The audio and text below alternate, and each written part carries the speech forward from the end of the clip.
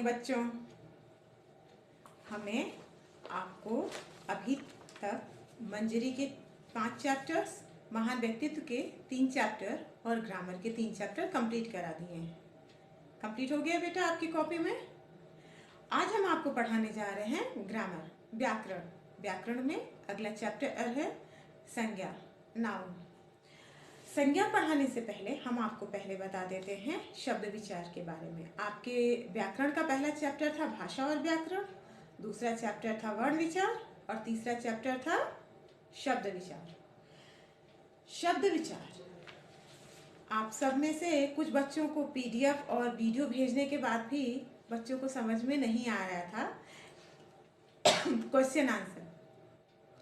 बच्चों ने उसका फिर से पीडीएफ मांगा। बेटा, जब आप वीडियो देखते हैं और पीडीएफ जब आप पढ़ते हैं तो उसको ध्यान से पढ़ा करिए और उसी समय नोट बना लिया करिए। ये मैंने हर वीडियो में यही आपको बताया है कि उस क्वेश्चन आंसर को उसी समय लिख लिया करिए बेटा, क्योंकि बहुत सारे वीडियोस होते हैं तो आप इधर उधर हो जाने की वजह से आपको भी प्रॉब्लम हो जाती है। ठीक है, हमने सैटरडे को मॉर्निंग में भी शब्द विचार का पीडीएफ और वीडियो भेजा था और इवनिंग में आपके क्वेश्चन आवर में भी, क्योंकि कुछ बच्चों को उसका पीडीएफ पता नहीं कैसे, मुझे नहीं पता, डिलीट हो गया था। कुछ बच्चों ने यही कहा था। मैंने उसको आपके क्वेश्चन आवर के समय भी भेज दिया था। उम्मीद करते हैं कि आप लोग उसको अब तो पूरा कर लिए होंगे। ठीक है बेटा, तो चलिए आज पहले हम पढ़ा लेते हैं, थोड़ा सा बता देते हैं शब्द विचार के बारे में। एक बच्चे ने पूछा था मुझसे कि उत्पत्ति के आधार पर शब्द के कितने भेद होते हैं। बेटा, मैंने आपको डायग्राम के थ्रू भी बता दिया था कि उत्पत्ति के आधार पर कितने भेद होते हैं, फिर रचना के आधार पर कितने भेद होते हैं, अर्थ के आधार पर कितने भेद होते हैं और प्रयोग के आधार पर। मैंने इसके थ्रू भी बताया था कि, और उसके बाद फिर हमने पीडीएफ भी भेजा था, उसमें भी हमने क्वेश्चन आंसर अलग से भी लिख के भेजा था। सीधे सीधे लिखा, उत्पत्ति के आधार पर शब्द के कितने भेद होते हैं। उत्पत्ति के आधार पर शब्द के 5 भेद होते हैं। पहला तत्सम, तद्भव, देशज, विदेशी और 5वां क्या है, संकर शब्द। ठीक है, शब्द के कितने भेद होते हैं उत्पत्ति के आधार पर। उत्पत्ति के आधार पर शब्द के 5 भेद होते हैं। ठीक है, अब क्लियर हो गया बेटा। आप इसको कॉपी में भी नोट कर लिए होंगे। जिन्होंने ये क्वेश्चन पूछा था उन्होंने अपनी कॉपी में कंप्लीट कर लिया होगा। कर लिया ना बेटा, मैंने फिर आपको ये क्वेश्चन भेजा था। शब्द आपको याद हो गया होगा अब तक एक ही चैप्टर को पढ़ के। शब्द क्या होता है, एक से अधिक वर्णों के सार्थक और क्रमबद्ध समूह को क्या कहते हैं, शब्द कहते हैं। उसके बाद क्या है, शब्द की विशेषताएं कौन कौन सी होती हैं। पहला तो शब्द स्वतंत्र इकाई है। दूसरा, प्रत्येक शब्द का अपना एक निश्चित अर्थ होता है। ठीक है, इसी तरह शब्द की 4 विशेषताएं हैं। तीसरा, प्रत्येक शब्द वर्णों के सार्थक मेल से बनता है। प्रत्येक शब्द कैसे बनता है, वर्णों के सार्थक मेल से। इसको भी मैंने आपको समझाया दिया था कि अगर सार्थक वर्ण, अगर हम वर्ण तो सार्थक हो लेकिन उसका जो मेल है वो अगर ढंग से ना हो, सही क्रमबद्ध रूप में ना रखा हो तो अर्थ का अनर्थ निकलता है, कुछ भी अर्थ नहीं निकलता है। ठीक है, फिर अगला टॉपिक था शब्दों का वर्गीकरण। शब्दों का वर्गीकरण मैंने आपको बता दिया था, शब्दों का वर्गीकरण। ठीक है, उत्पत्ति के आधार पर, रचना के आधार पर, अर्थ के आधार पर और प्रयोग के आधार पर। ये चारों मैंने आपको बता दिए थे कितने कितने भेद होते हैं, बता दिया था ना बेटा। रचना की, उत्पत्ति के आधार पर पता चल गया। रचना के आधार पर 3 भेद होते हैं, रूढ़, यौगिक और योग रूढ़। अर्थ के आधार पर, अर्थ के आधार पर होते हैं एक सार्थक शब्द और दूसरा निरर्थक शब्द। सार्थक शब्द के 4 भेद होते हैं, एकार्थक, अनेकार्थक, समानार्थक और विपरीतार्थक। ठीक है, और निरर्थक के तो कुछ होते ही नहीं है, कोई भी नहीं, निरर्थक शब्द का कोई भेद ही नहीं होता। और लास्ट क्या था शब्दों का वर्गीकरण में, प्रयोग के आधार पर। प्रयोग के आधार पर कितने भेद थे, प्रयोग के आधार पर शब्द के 2 भेद थे, विकारी शब्द और अविकारी शब्द। विकारी शब्द के 4 भेद होते हैं, कौन कौन से, संज्ञा, सर्वनाम, क्रिया और विशेषण। और अविकारी शब्द के क्या क्या होते हैं, क्रिया विशेषण, संबंध बोधक, समुच्चय बोधक और विस्मयादि बोधक। ठीक है, विकारी शब्द और अविकारी शब्द के दोनों के 4 भेद होते हैं। विकारी शब्द का पहला भेद क्या है बेटा, संज्ञा। याद रखिएगा विकारी शब्द किसे कहते हैं, विकारी का मतलब मैंने आपको समझाया था, आप एक बार फिर पढ़ लीजिएगा। हर पुराना चैप्टर अगले चैप्टर के ही लिए कुछ ना कुछ उसके अंदर होता है जो रिलेट करता है आपके पुराने चैप्टर से। इसमें आपने पढ़ा था विकारी शब्द, विकार जिनमें विकार उत्पन्न हो जाता है वो विकारी शब्द कहलाते हैं, ठीक है। उसी में आता है संज्ञा। पहला क्या आता है? संज्ञा। अब हम आपको पढ़ाने जा रहे हैं संज्ञा, ठीक है बेटा। संज्ञा, संज्ञा में सबसे पहले आप क्या पढ़ेंगे? संज्ञा मीन्स नाउन। संज्ञा किसे कहते हैं, संज्ञा की परिभाषा, इसके कितने भेद होते हैं, ठीक है। आइए ये सब हम आपको कॉपी के थ्रू बताते हैं। आइए अब हम आपको बताते हैं कि संज्ञा क्या है, ठीक है बेटा। संज्ञा पहले हम समझाते हैं संज्ञा की परिभाषा। संज्ञा मैंने आपको शब्द विचार में भी बताया ना कि संज्ञा क्या है। संज्ञा एक विकारी शब्द है। विकारी शब्द का मतलब क्या होता है बच्चों? विकारी शब्द का मतलब होता है कि जिनमें परिवर्तन हो जाए, ठीक है, जो परिवर्तित हो जाते हैं, चेंज हो जाते हैं, वो क्या कहलाते हैं? विकारी शब्द कहलाते हैं। तो संज्ञा आपने पढ़ा था विकारी शब्द और अविकारी शब्द। विकारी शब्द में संज्ञा आया था, ठीक है, संज्ञा आया था। तो संज्ञा क्या है? विकारी शब्द है। संज्ञा क्या है बेटा? विकारी शब्द है, ठीक है। अब हम इसकी परिभाषा पढ़ते हैं। किसी व्यक्ति, वस्तु, स्थान, प्राणी, गुण, भाव आदि के नाम को संज्ञा कहते हैं, ठीक है। क्या कहते हैं? किसी व्यक्ति, वस्तु, स्थान, प्राणी, गुण, भाव आदि के नाम को क्या कहते हैं? संज्ञा कहते हैं। क्लियर बेटा? व्यक्ति का मतलब जब हम किसी पर्टिकुलर व्यक्ति के बारे में बात करते हैं। वस्तु मतलब कोई भी सामान, मेज, कुर्सी, टेबल एक्सेट्रा। स्थान आप किसी भी प्लेस, आगरा, दिल्ली, बम्बई, कहीं कुछ भी कह सकते हैं। प्राणी, प्राणी मतलब जो प्राणियों के पूरे समूह की बात करें उसे हम कहते हैं प्राणी। गुण जिसके में जो क्वालिटी होती है, अच्छाई, बुराई, ठीक है। भाव फीलिंग्स, फीलिंग्स मतलब कभी कोई बहुत गुस्से वाला होता है, कोई बहुत ऑनेस्ट होता है, कोई ईमानदार होता है। इन सारी चीज़ों को जो मिला के जो बनते हैं उसे क्या कहते हैं? संज्ञा। जैसे पंडित जवाहरलाल नेहरू, नाम सभी जानते हैं, मेज, जयपुर आदि, ठीक है। अब दूसरा टॉपिक क्या है बेटा? दूसरा है संज्ञा के भेद। संज्ञा के कितने भेद हैं? संज्ञा के 5 भेद होते हैं। कितने भेद होते हैं बेटा? संज्ञा के 5 भेद होते हैं। पहला जातिवाचक संज्ञा, दूसरा व्यक्तिवाचक संज्ञा, तीसरा भाववाचक संज्ञा, चौथा समुदायवाचक संज्ञा और पांचवा क्या है?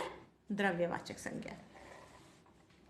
पहले हम पढ़ते हैं जातिवाचक संज्ञा। जातिवाचक संज्ञा को कॉमन नाउन भी कहते हैं, ठीक है। व्यक्तिवाचक मीन्स प्रॉपर नाउन। भाववाचक संज्ञा मतलब अब्स्ट्रैक्ट नाउन। समुदायवाचक संज्ञा मतलब कलेक्टिव नाउन। द्रव्यवाचक संज्ञा मतलब मटेरियल नाउन, ठीक है। अब हम आपको पहला पढ़ाते हैं जातिवाचक संज्ञा, ठीक है। जातिवाचक संज्ञा का मतलब होता है शब्द के जिस रूप से किसी प्राणी, वस्तु अथवा स्थान की पूरी जाति का बोध होता है। किसका किसका? प्राणी, वस्तु या स्थान की पूरी जाति का बोध होता है। प्राणी मतलब मनुष्य भी एक प्राणी है ना। ऐसे किसी भी प्राणी की बात कर सकते, चाहे वो जानवर हो या कुछ भी हो। किसी भी संपूर्ण प्राणी की बात की जा रही है, क्या है? इसीलिए कहा गया है जाति, ठीक है। प्राणी जाति की बात की जा रही है। वस्तु मेज, टेबल, कुर्सी, इसमें सभी कुछ आ जाते हैं। वस्तुओं में वो सारे थिंग्स आ जाते हैं जो अपनी पूरी जाति का बोध कराते हैं, ठीक है बेटा। जैसे पक्षी दाना चुग रहे हैं, ठीक है। पक्षी आपको ये नहीं पता पक्षी क्या है? चिड़िया है, कौवा है, कबूतर है, क्या है नहीं पता। ये पूरे समूह का पूरी जाति का बोध करा रहा है, चाहे वो चिड़िया हो चाहे वो कबूतर हो, ठीक है। पक्षी जाति का बोध करा रहे हैं। दूसरा, बच्चे खेल रहे हैं। छोटे बच्चे 10 साल की उम्र के बच्चे को हम किसी भी बच्चे को उसको बच्चा ही कह के बुलाते, चाहे वो लड़की हो लड़का हो, ठीक है। हम बच्चे एक किसका बोध करा रहे हैं? ये वर्ड किसका बोध करा रहा है बेटा? ये पूरी जाति का बोध करा रहा है। It's clear? अब हम पढ़ते हैं व्यक्तिवाचक संज्ञा। जातिवाचक संज्ञा में कोई डाउट है बेटा? पहला आपने पढ़ा परिभाषा, भेद, जातिवाचक संज्ञा। और अब हम पढ़ने जा रहे हैं क्या, व्यक्तिवाचक संज्ञा। व्यक्तिवाचक संज्ञा का क्या मतलब होता है? व्यक्तिवाचक संज्ञा का मतलब है शब्द के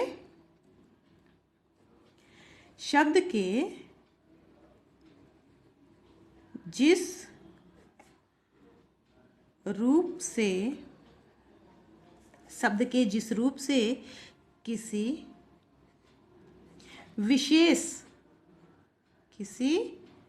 विशेष वस्तु,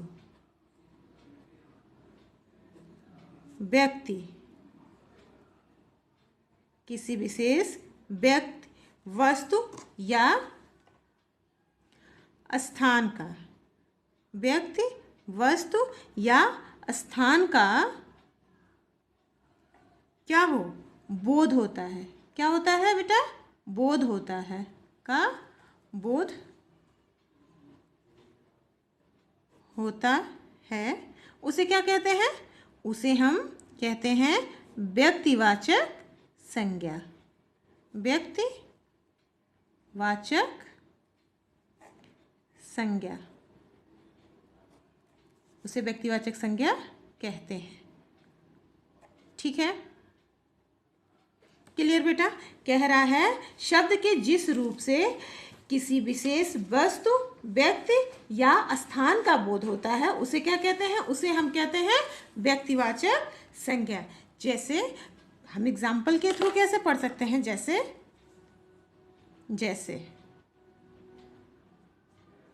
जैसे कह सकते हैं कि श्री राम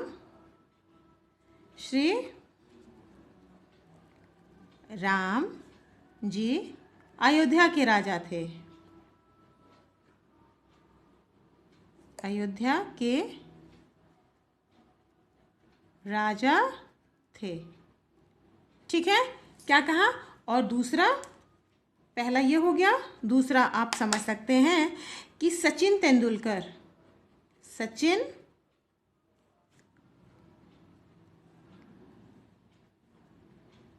तेंदुलकर एक अच्छे खिलाड़ी हैं। तेंदुलकर एक अच्छे खिलाड़ी हैं। एक अच्छे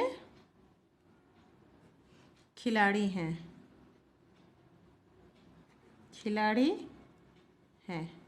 ठीक है, कह रहा है श्री राम जी अयोध्या के राजा थे और दूसरा सचिन तेंदुलकर एक अच्छे खिलाड़ी हैं।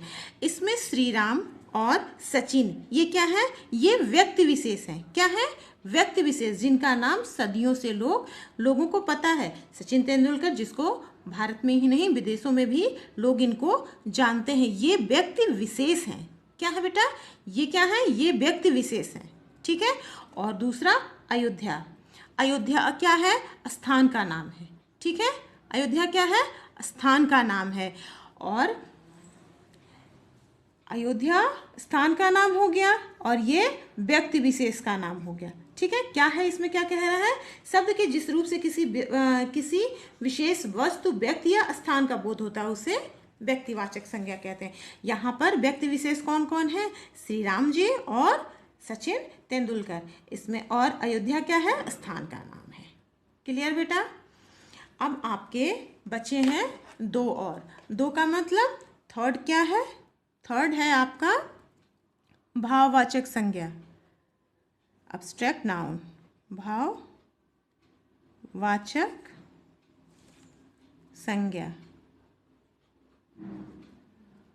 ठीक है, हम इसको कल एक्सप्लेन करेंगे। आज के लिए बस इतना ही। हमने आपको संज्ञा समझा दिया। संज्ञा की परिभाषा समझ में आ गई होगी आपको? आ गई बेटा?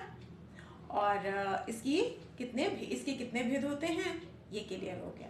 इनमें से मैंने आपको सिर्फ दो ही भेद समझाए हैं, पहला जातिवाचक और दूसरा व्यक्तिवाचक। ठीक है बेटा, उम्मीद करते हैं कि इन दोनों के डिफिनेशन पढ़ भी लेंगे, आप समझ भी लेंगे। हम PDF भेज दे रहे हैं, आप इसको एक बार फिर पढ़ने की कोशिश करिएगा।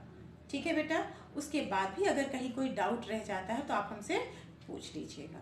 कल हम आपको पढ़ाएंगे भाववाचक, समूहवाचक या समुदायवाचक और द्रव्यवाचक। आज के लिए बस इतना ही, कल फिर मिलते हैं। Thank you.